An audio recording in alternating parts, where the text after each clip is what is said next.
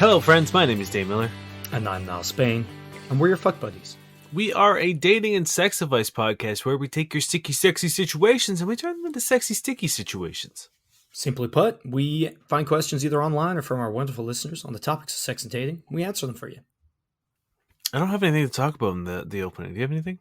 I just want to thank all of our patrons for being amazing. Everyone who's on Patreon, you're legends. We get another pillow talk in the works. It'll be out the end of the month. We appreciate the support just so much because, it lets us do this. I know we probably say this a lot, but I don't think we can thank you too much. So there. Yeah. So there. And as always, hit us up on our website or our social medias if you want to get in contact with us. If you don't know what the hell we're talking about, we have recently started a Patreon, which is a platform in which you can pledge a little bit of money every month and you receive special bonuses. So we have 3 tiers. The first tier is for $3. That just lets us know that you support the show, and it is super welcomed, and we thank you greatly for it. If you go up to the next tier, it is $7. And you get access to, well, first you let us know that you love the show, you support us, but you also get access to a monthly episode of a new podcast that Niall and I do called Pillow Talk.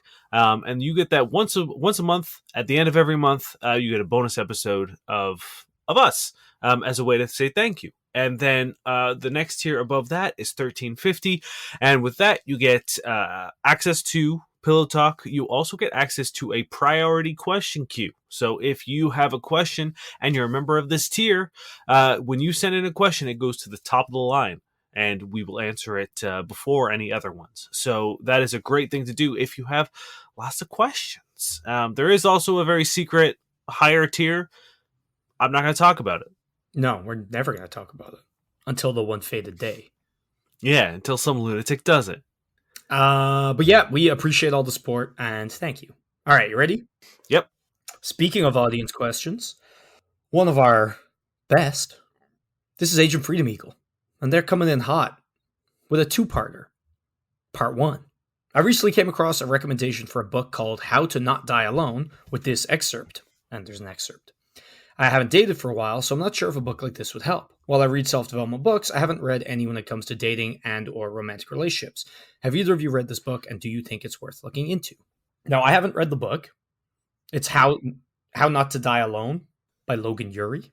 Yeah, I also haven't read the book, so I can't say anything for the subject matter. But I'm hoping the How Not to Die Alone is tongue-in-cheek, and therefore hints at the fact that the book will be more, less rigid and a little more, sarcastic and a little more on the lighter side of things.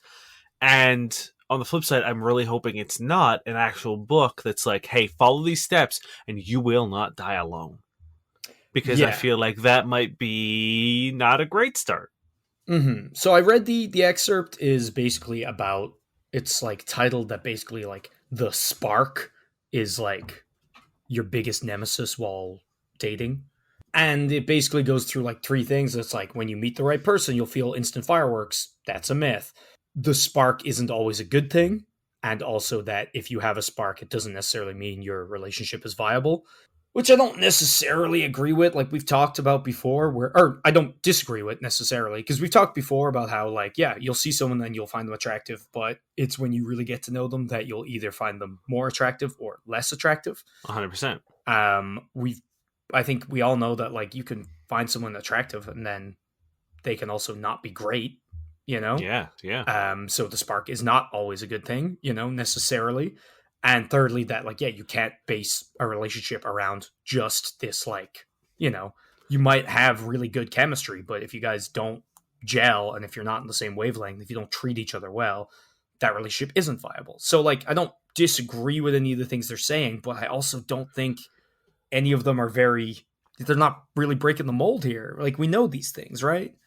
Well, I don't know. Like, I don't think a lot of people do. I mean, if you listen to our show, yeah, you've heard us talk about this concept, but I think there are still a lot of people out there who still do believe that it's, when the right person walks into the room, time is going to slow down and like a Faith Hill song is going to start playing and there'll be like flower petals breezing through the air, and the focus will get a little softer. Hmm. Like I think people still do have that connotation that like when they meet quote unquote the one, and this is not Jet Li, then like you know what I mean, like there isn't really a moment where the person you're supposed to be with for the rest of your life is going to stop time. And I'm Yeah. not saying that it's impossible. You know what I mean? But Some it people, kind of is. And I think that like and like love at first sight I think is bullshit. And I think anyone who believes it ever happened, it's like you might have gotten lucky, but like you don't know someone by looking at them, right? yeah, So if you got love at first sight and they ended up being great, cool, you got lucky because you literally cannot discern someone's fucking personality by looking at them. If you well, could, the world would be very different. Not fully. You don't like delve the depths, right? You can get a very surface level idea. unless it's Um, racist Steve who walks in with a super racist T-shirt and a well, KKK hood on. you know what? Yeah, there's some people throw out enough, but you still don't know everything. You Racist know, Steve could be a lovely man. Really well, loves animals. he might have depths. They might be even shittier depths. You never know. So, like, just flat out, yeah, I guess you're right. And also, I love how me saying like we know these things is also a self burn on us because I just said we talked about them before. So you're right. It's not saying the wrong things. I definitely have nothing to criticize in that excerpt. I don't know enough about it whether to recommend it or not. The other thing is, I don't think there's any harm in reading books. What you need to, like, if you're going to read self-help books, especially ones when it comes to dating, you need to have it with a grain of salt. You need to be able to filter it through what you know is true and what you believe is a core value of how you want to date, and strain the information and the knowledge that they're imparting through that, because there might be things in there that like maybe they encourage like, oh, you like sleep with people on the first date, that's like the best way to do it. If that's not something you're comfortable with, then you don't have to follow these steps. But every now and then, like, you might read a whole book and get 1 page worth of something that really resonates with you. And Hmm. that's true about like any sort of advice. Like even with us, we give advice that we think is good, Hmm. obviously, but like not everything is going to resonate with every person. So Hmm. maybe, you know, one every 5 episodes, you get something that really sort of clicks with you and opens a door for you, and you're like, oh, okay, yeah, that makes sense. And I think you have to approach self help in that fashion of just being like, I can't take every word that every person says to me as gospel. Hmm. And that's the thing, especially with sex and dating. It's like there is no like instruction manual. There is no one true way. Everybody's only vaguely qualified. You know what I mean? Like there, people can be decent in the field, but I think that's about as good as you can get. You know what I mean? Like there is no like secret code, right? Which is why we hate pickup artistry so much because it purports to give this like surefire way and follow these steps. And it's like Yeah. that's not how it works. So yeah, I don't think there's a harm in reading it if you know that one, like I know you have a good head on your shoulders. So I don't doubt that you'll be able to read this and like figure out which bits are helpful and which bits aren't. You know what I mean? And if you're ever unclear, you can send them into us and we'll see what we think of them. Yeah, I don't think there's any harm. Read it, see what it says. Maybe pull it out of the library so you don't have to burn money on it in case it's Yeah. not good. And just like don't if there's something you disagree with, don't immediately be like, well, I should agree. Think about why you disagree, think about what they're saying, and like try to find the right path between the two because what they're right isn't necessarily going to be correct. And the same with Yeah. us, you know what I mean? As Dane says, like we're only out here doing our best. What we say isn't gospel. It's not like we're not fucking geniuses. It's not like we have the whole thing figured out. I like to think we have a decent, set of heads on our respective shoulders. And I like to think that we give out positive and hopefully helpful advice. But we can only do so much, and there's times where we're going to be wrong. So I And there's think the going to be same should times where we're going to be right for some people and wrong for others. exactly. Like that's just life, unfortunately. Like advice, we try to keep things as broad enough, and there have been tons of times where we're like, with the information we're given, this is how we're going to recommend it. But like, there's so many variables and so many personalities that differ from person to person to person to situation that like obviously the things that we recommend, while you might come across a situation that's similar to yours on the podcast, there could be a small tweak that's different, and we would give completely different advice if that wasn't there. So yeah, like keep yourself open and fluid and willing to accept new information, but at the same time being able to filter out the things that don't gel with your core values and the things that like wouldn't work for you. Now, the second part of this question is: are there any books on the subject matter you like and would recommend? And I also don't have a recommendation here. I haven't really read any sex and dating advice books. So the one I would recommend is The Ethical Slut. And while it's predominantly for people who want to get into polyamory and non monogamous relationships and that sort of sphere of the dating world, I think there's a lot in there that addresses insecurities and jealousy and negotiating multiple partners and stuff. And I think it's a really good book for pretty much everyone, even if you have no intention to ever dabble in non monogamy or polyamory. It's a great way to sort of flush a lot of your toxic and socialized preconceptions of what it means to be a good sexual partner. Because a good non-monogamous partner is a good partner, right? Like you can remove the polyamory, you can remove the non-monogamous, and you're still a good partner. So removing sort of the biases that we have based on monogamy and things that we've learned through movies and culture and yada yada, being able to free yourself from a lot of that baggage is always going to be beneficial. All right. Well, hopefully that helped pick up The Ethical Slut. And by that, I don't mean Dain. And let us know, if there's any tidbits of wisdom that you agree with or don't, feel free to send them in and we'll throw our respective heads at it. I would also be very careful about Googling recommendations for dating books unless you're willing to also check into who's recommending them. Because you could look for what looks like a great list of books, but it could be from someone from like the pickup artist community. Mhm. And that's going to be a waste of your time.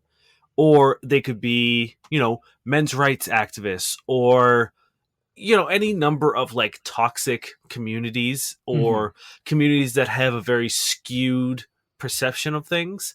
So if you are going to look up lists online, do a quick like deep dive on either the website that's recommending them, or if you can, the author that's recommending them, just to get a little bit of backsight on who they are and why they might be recommending them.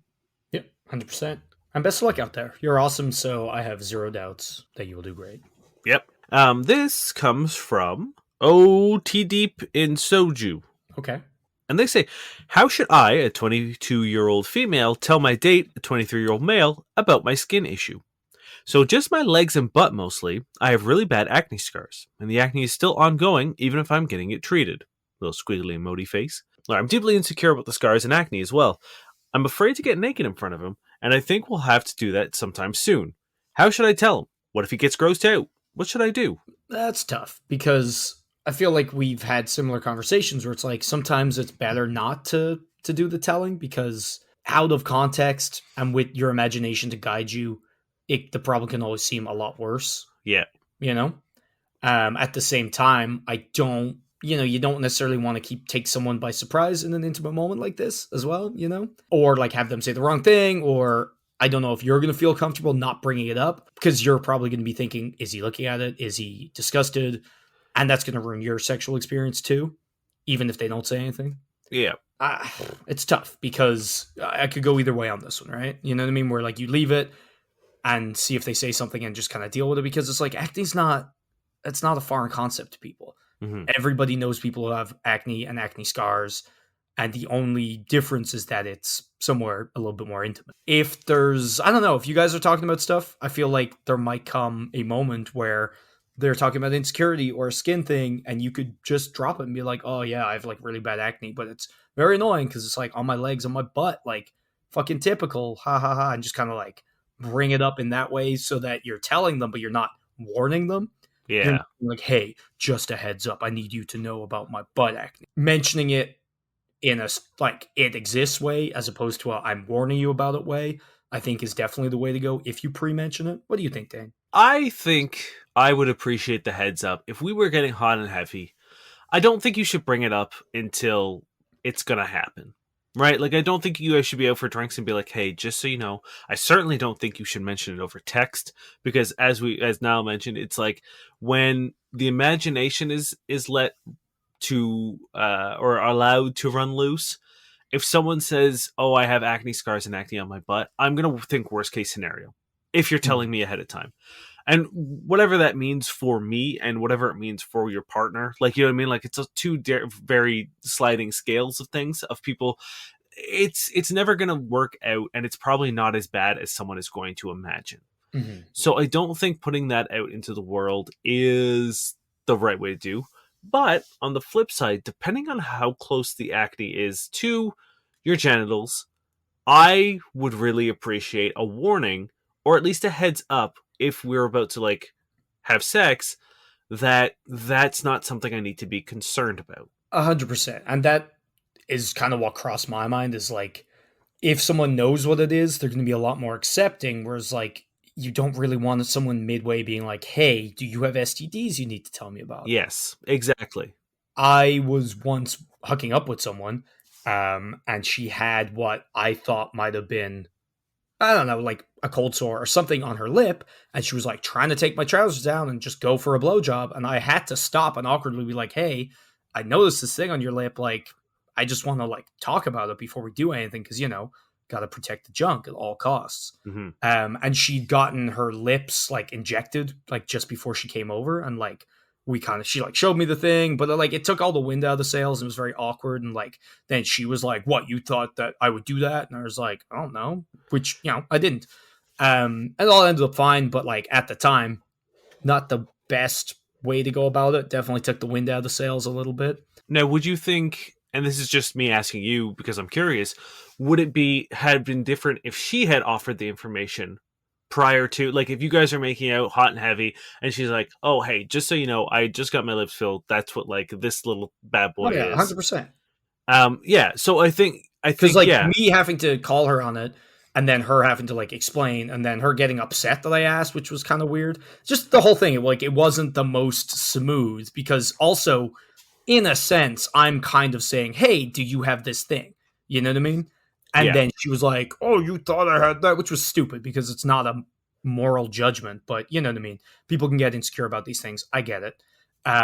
Whereas beforehand, she was like, "Oh, don't mind this. I just, that would have been fine. It would have gotten it out of my head." And the thing is, it's like I didn't even necessarily get to look at it properly because she was trying to do that like sexy thing where you get in and get straight down to business, you know? yeah, I just happened to kind of like catch a glance of it. Anyway, on the other side, I'm not sure that because of how that went, like taking the wind out of the sails, I'm not sure that what you're saying is the right way to do it. I think saying it beforehand is actually the way to go. And I think the way you do it has to be casual. Like it has to be, I'm letting you know about this just in general, not a, I'm letting you know about this in regards to us having sex and being naked. So, like, you say you're on medication, maybe mention, like, oh, hold on, I just got to grab my pills or whatever. And maybe they'll ask and maybe they won't. But I feel like it's a very I, easy way to be like, oh, sorry, I know that sounds weird. Haha. I have to take it. I've got like acne on like, my leg and my butt. So, and that's a very casual way to do it, I think. I would maybe find another way. Maybe try to bring up a side effect, like maybe if you're out for Well, drinks. that's the thing. I don't know if you're able to drink. I'm not being serious. I'm not saying like do it by the script. Everything I said, Excuse me, but hold on 1 second. I just have to get my pills. yeah, you can only say it the way I said. But like I feel like yeah, if you can't drink or if there is a side effect, like pointing that out and being like, oh, I have my acne, blah blah blah blah blah. Like that is a very easy way of letting someone know, and you know, it's not beware. Beware when you go down there. That shit's gonna get grim. It's just, oh, I have this thing, and you're stating it, and like if they see something and pause for a second, they'll remember. Hopefully, Yeah, because I've also been with a woman where we were finally gonna hook up, and when I took her underwear off, there was like a very obvious like red kind of something that was there, that's actually a and clit. and so I was just like, "Hey," like before I go down, and she was like, "Yeah, no, I had an ingrown hair that got carried away with, and she's like, I'm sorry, I agitated it, I got it out, but like it is just an ingrown hair, and like I was like, okay, cool, thanks. So yeah, it's a fine line to walk of being of thinking of your partner and assuaging any fears they might have with the situation down there, of being like, hey, it's not anything you have to worry about. But then also, like you said, sort of taking the wind out the sails a little too early. It's a tightrope walk, and I'm not really sure when the best time would be for it all.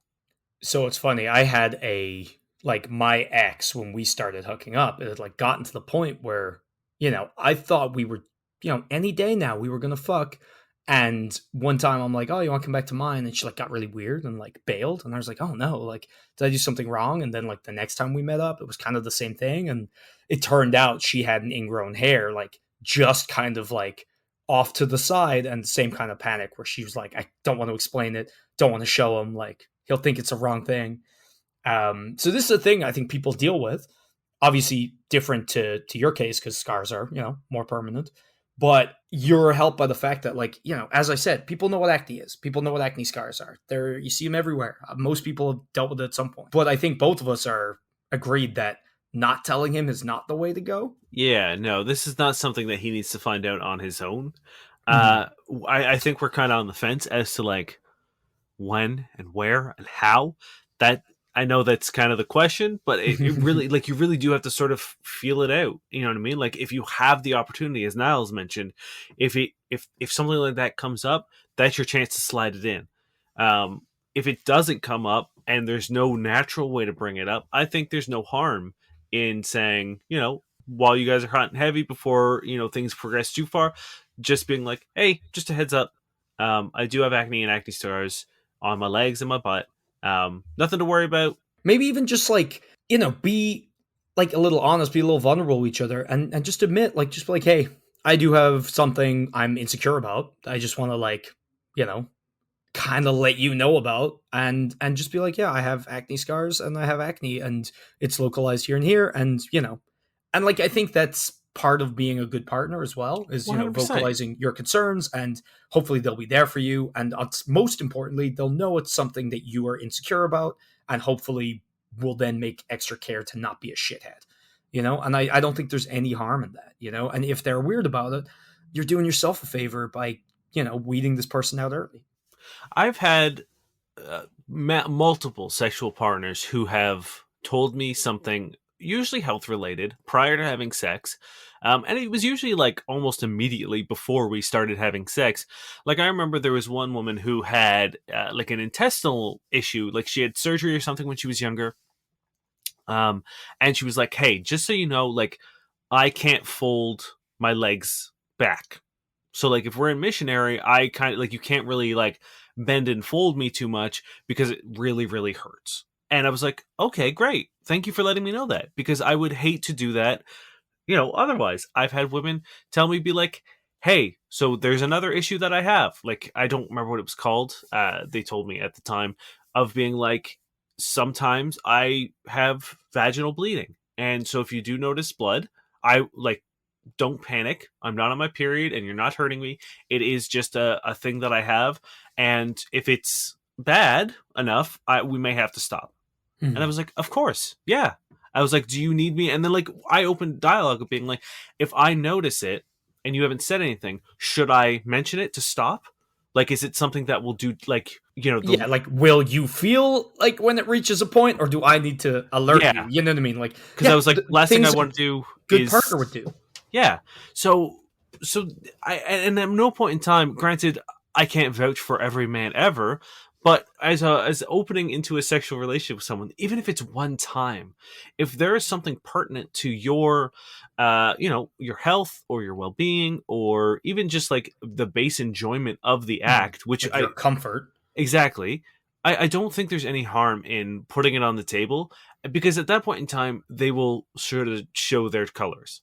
You know what I Mhm. mean? They'll either be accepting and accommodating, or they'll be shitty, and you've saved yourself the trouble of sleeping with someone that you probably aren't going to be proud that you slept with. Yeah, so I feel like there's a bunch of different ways you can throw it out there, and literally there's no harm in just being like, I would definitely phrase it more in terms that are not warnings, right? Mm-hmm. Because you're not doing yourself any favors there. You're not doing them any favors. It's negative. Doesn't need to be. Let them know you're insecure about it. Let them know it's an issue you have, or I think those are the only two issues, or the only two ways I'd go about it, really. And if they're shitty, fuck them. And by that I mean, do not fuck them. This is by Grably Like That Lish. How can I get my girlfriend to tell me where she went this weekend? Mm. My 30-year-old male girlfriend, 37-year-old female, has reappeared in my life 3 weeks ago after missing for 8 months. Prior to that, we lived together for nearly 2 years. Last Friday morning, she randomly packed all of her things and told me, due to some long text from her mom that I should have been aware of, she was going to be away helping family all weekend long. That was a surprise, but okay. Tried asking where she was going. Reached out to her over the weekend. Her phone was off. My calls went straight to voicemail, but she kept updating her Instagram. Late last night, she called me and then came home/over. Still not sure what the status of my home to her is. My home is where we lived for 2 years. I asked her how her weekend was and where did she go. Grandparents? Cabin with sister? Parents? She only gave me a vague answer that she was running around and didn't see her family. Okay. This morning, I took a closer look at her Instagram and she was in a different city, at some farm with some kids, and at someone's modern-looking apartment. If she was hiding it from me, she would not post so openly where she was. But at the same time, she refuses to talk about where she went. My brain is telling me a story that in the 8 months of her absence, she started a new relationship and is now bouncing between me and another guy. How do I get her to tell me what's going on? Hold on. This is your question? Not the 8 months she fucking disappeared? That's fine. He can deal with 8 months. 8 months and 3 days, though? Nah, dude. Like, I was waiting for this other shoe to drop, but it's like, you lived with her for 2 years, presumably maybe dated longer, and then she just fucking disappeared for almost a year? Yeah. And you had no questions about that, but she goes away for a weekend and all of a sudden you're fucking Nancy Drew? What? That is exactly why I brought it, because I read this and I had to read it like multiple times. Like, wait, did it ever, like, what? No, just never clears that up. And like, when someone says they disappear, I assume they mean like no contact, no updating social media, no, answering phone calls, like no contact. I'm like just a ghost. So From what like, I read, yes, that was exactly what happened. They literally vanished for 8 months and then just showed back up. And he was like, hey. This is...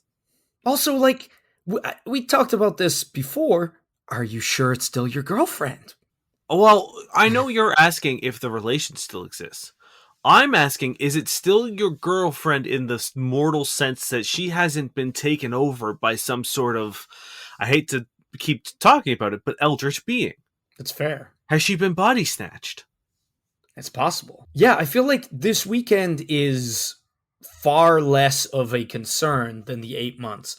But either one of them is you being smacked with a red flag so big that it's probably going to murder you soon enough. Now, you say that, but I don't know. I don't know how I feel about this, because 8-month disappearance is, you can say, oh, they've disappeared. They're gone. Mm-hmm. But they've gone away for a weekend, and they've shown this mysterious, almost Gone Girl-esque puzzle of where they went, but aren't telling you. That, to me, is more troubling than the 8-month disappearance. You know what I mean? Yeah. This seems to be like posturing for something, and it makes me very nervous. So I'm sorry, you decided to disagree with me saying they're giant red flags, only to say that they are in fact also red flags. No, you said that the weekend wasn't as big of a deal as the 8 months. Oh no, I'm saying both of them are giant red flags. Oh yeah, absolutely. Like, you could do a question and be either. You know what I mean? If someone fucked off for a weekend and was just like, I'm not gonna tell you. Yeah. Like what? Like that's terrible. Like, who are these children? Whose apartment? Who are like you? And that's the best part. It's like in general that would be ridiculous. But like, imagine I just like posted some weird kids on my fucking Instagram. Was like, don't worry about it. Now, how old are these kids? Because 8 months. Yeah. 8 months. That's almost 9 months. So maybe, 1 month in, found out she was pregnant, got shuttled away to some sort of conclave, a farm perhaps, to have these kids, and maybe she grew close to the other farm kids. that, you know, her weird. How many brothers and sisters does she have? Do they all disappear for 8 months? You know what I mean? Like, do the sisters always disappear? And then all of a sudden there's a new kid at the farm? I feel like you should have probably got out during the 8 months and not let her back in, at least without, a very, very good explanation, a massive apology. And even then, it's like, can't think of many things that would, absolve yourself of an 8 month disappearance.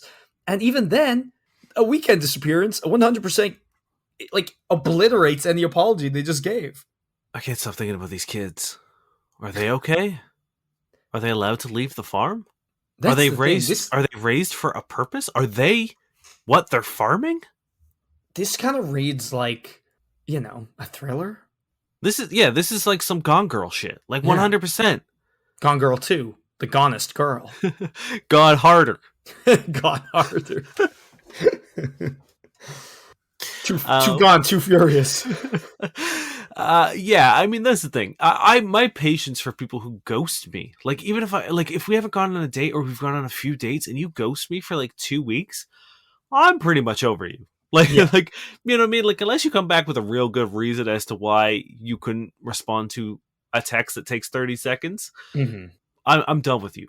If I'm in a committed relationship or any sort of relationship with you, and we've been living together for 2 years, and you decide to fuck off with absolutely no contact for 8 months, one, I would call the cops. Did you call the cops? Did you call the cops, dude? Because you seem remarkably blasé about most of this. Yeah, like, did you try to find out that she was okay? Because that's, like, if Amanda just didn't come home, like, okay, maybe this might seem overbearing, but, like, Amanda was out until, like, 4 a.m. one night with her friends, Mm-hmm. and the last I heard from her was around midnight. And she's very, very good at being like, hey, I'm still out, I'm still safe, don't worry about it. Because she knows that, like, after a certain time of the night, I do get concerned because Toronto has a record of people trying to snatch women in vans and shit.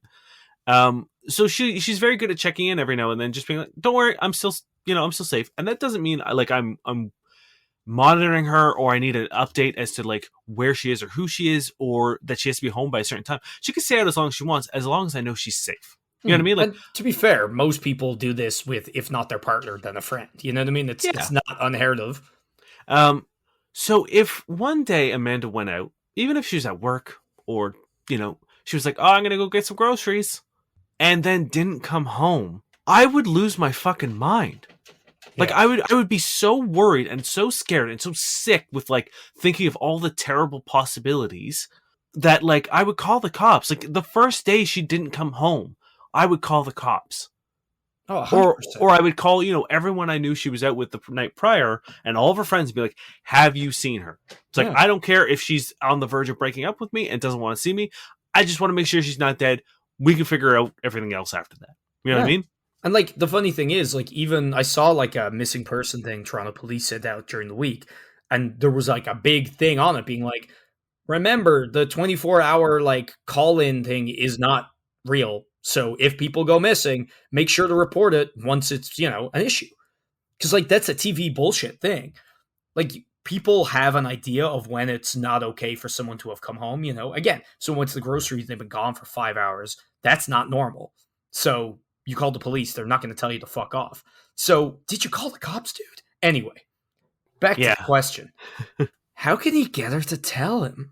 Because she's not asking, should I break up with her? Which I think we agree, yes. I mean, look, you know where this farm is. You need Does to he? reverse Google. Well, he said it was like on another city. That's fair. So he knows, maybe she geotagged it. You need to visit this farm. Yeah. Like at this point, you need to follow these threads. I would, you know what? No, I wouldn't cover your tracks. I wouldn't back, you know what I mean? Like I was going to say, you need to make sure you don't get caught up in a conspiracy, but it's like at this point, you're in it. You know what I mean? Like you fucked up so hard by letting her back into your life. You are pretty much being orchestrated as a fall guy. You're being too gone, too girlious. Yeah, for something. I don't know if you're Ben Affleck or if you're Neil Patrick Harris in this situation, but like something tells me you're probably going to have garden shears in a very important part of your body in the next year or so. I think you need to do the opposite of what she did and let everyone know where you're going. And that place will be the farm, so that when you go missing, at least they Mm-hmm. can free these children. Or you get a burner phone and you text her and you say, he knows. Well, that's specifically how he's going to get garden shears and his important parts. Then you say, I know. I don't know. I was hoping you get her to like admit, you know? No, the second you tell someone that they know, like that's time to get rid of that person. Yeah, but This yeah. man's incredible ignorance is the only thing keeping him alive right now. Then you text her saying, if you don't give me $1,000,000, I'll tell him about the farm. Oh, now we're talking. Then, worst case, you get $1,000,000. Mm-hmm. Best case, you find out who these kids are. Yeah. You make a Facebook profile with the pictures of the kids, and then you message her and say, Mom? And then if she says, no, I'm your jailer, you're like, ha, got you. This is wild, and I need to know the answers to all the questions that I have. You need to sit her down and not accept being blown off like this. You know what I mean? Like, it's very funny that she's like, oh, give me a vague answer, and like leaves. It's like, this isn't okay. And the fact that No. you let her back in after 8 months makes it seem like you don't realize how not okay this is. No, we're past that. There's no helping this man. No, I refuse to admit that. You need to not take no for an answer, and you also need to get out of there. And that's my F Bud's advice. The only thing I can actually honestly suggest this man, change your locks and call the cops and say you need to go to this farm and leave it at that. Because I promise you, there's something fucked up happening at this farm. They are harvesting child meat. You know what I mean? Like, I bet you want to hear my thoughts? Here's what I think that's happening. She is a member of a cult, maybe a leader of a cult. I don't know. But she goes and gets pregnant from other men, perhaps a certain kind of man. I don't know. Haven't fully fleshed this out. The kind of man who doesn't ask questions after you disappear for 8 months. Right? I don't know. She then, you know what I mean? Like, once she's confirmed that she's pregnant, she disappears, goes, has the baby on the farm. Now this baby is a source of food for this cannibal cult. And that's just kind of what they do. You know what I mean? Like, they go in and she's going in because she just had this baby. She's able to, breastfeed some of the younger ones, to nurse them to, full health, so that when they are plump, fat, ripe babies, it's dinner time. This is basically the plot of Promised Neverland. I got there first. Yeah, I think we finished this question. This question is not finished until I personally am standing on the property of this farm. Oh my god, what if it's Quantum Dad Strikes Again? Maybe. At the end of the show, we didn't do a whole lot of questions today. We talked a lot about things, and hopefully they were helpful. But at the end of the show, we like to peruse online dating platforms such as Tinder, Bumble, and Hinge, and comb them for red flags, what works, what doesn't work, in an effort to make your online dating experience a little more enjoyable. I got a good batch. You ready? Okay, yeah. This is Kira. Kira's 21. Dream date. You watch me and my roommate play new Super Mario Bros. For 6 hours, and I suck your dick after. Damn, yeah, okay. I will say, I'm down. Yeah. That's a 9. This is Tabia. What are you giving me? Oh, sorry. That's a 10 because it's very funny. And also, like, the promise of a blowjob. It's funny, it's raunchy, and you like Super Mario Bros. I like it. Actually, maybe it is a 10 for me, too. This is Tabia. Dad took a picture of me without knowing it'll land on Tinder. Cheers to that. That's pretty funny. Yeah. That's an 8. I'm not sure what picture he took. Yeah, is it like a very sexual picture? Because that could I don't be know. weird. There wasn't any, like, really sort of charged pictures. Yeah. There is one of her, like, standing on a beach. So I'm wondering if that's it, but I don't know. Fine. Whatever. I think it's funny. But it gives me enough to know, like, that's pretty funny, but, like, there's nothing else there. And there's no blowjob, so only 8. Yeah. This is nameless. Ooh. And it's just because their name is scratched out when it got sent. Fuck bios, but I will hate on myself constantly. I will cry for no reason. I'll push you away or be mean sometimes. I will not eat for days, and sometimes I will binge eat.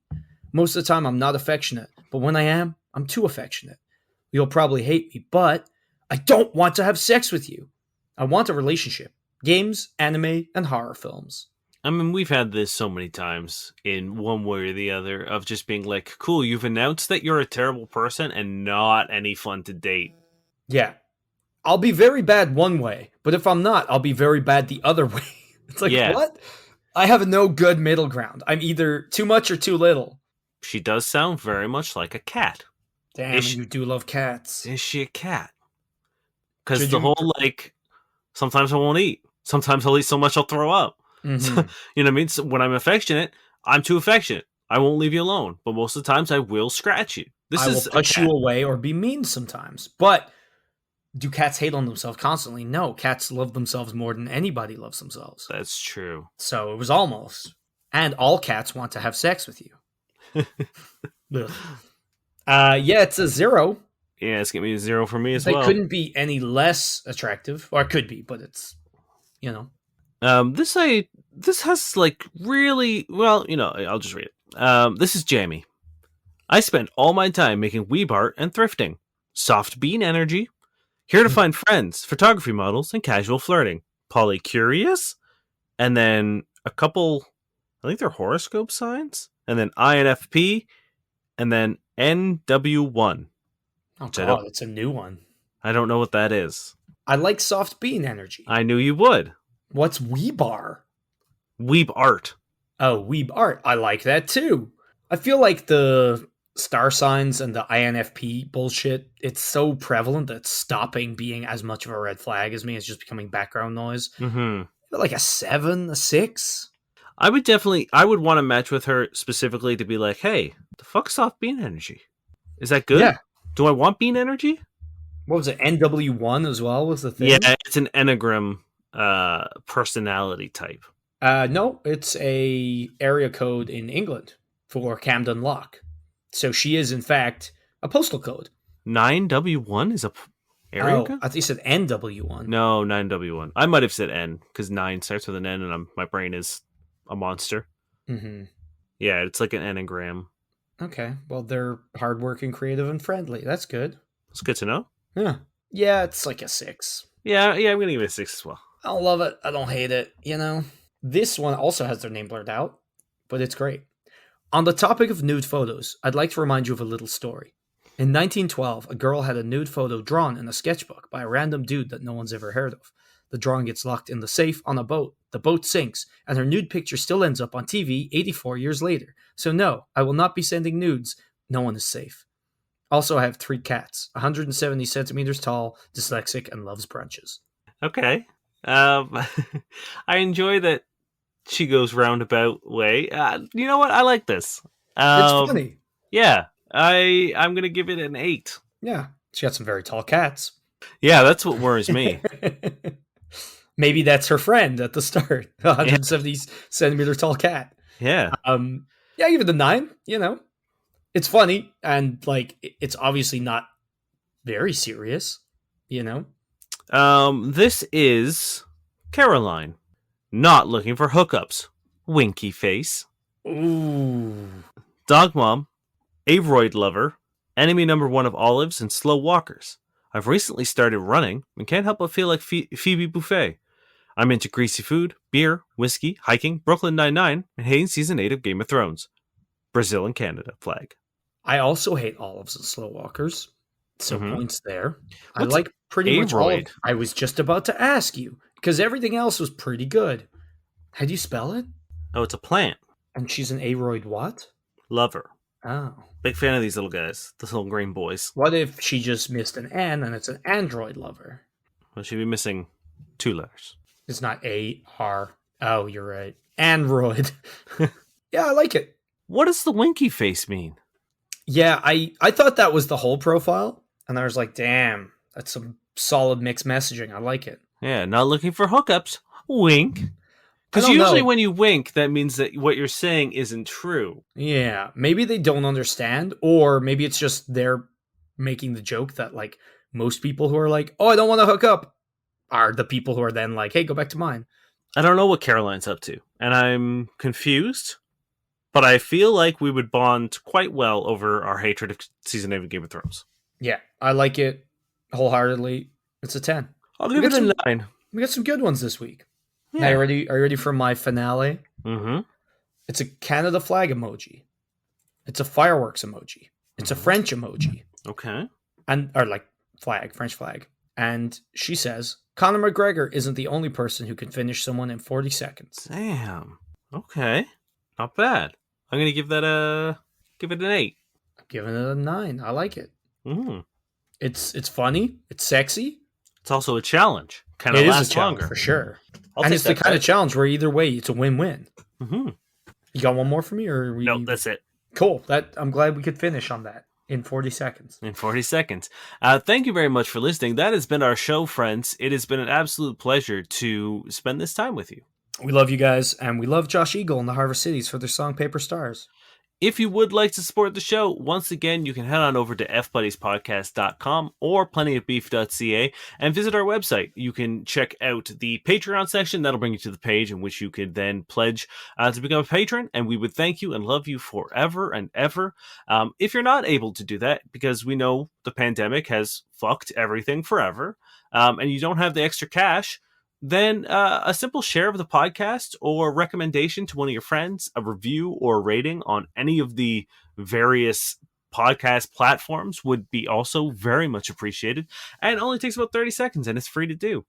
Otherwise, you can send us a question in on the contact form. You can choose your own agent name, and we will keep it completely anonymous and answer it as soon as we can. Hell yeah. Ready for some bad sex writing? I am. All right. This is an unattributed excerpt. Hey, baby, it's happening. I'm ovulating right now. I felt the tingling of my egg coming out.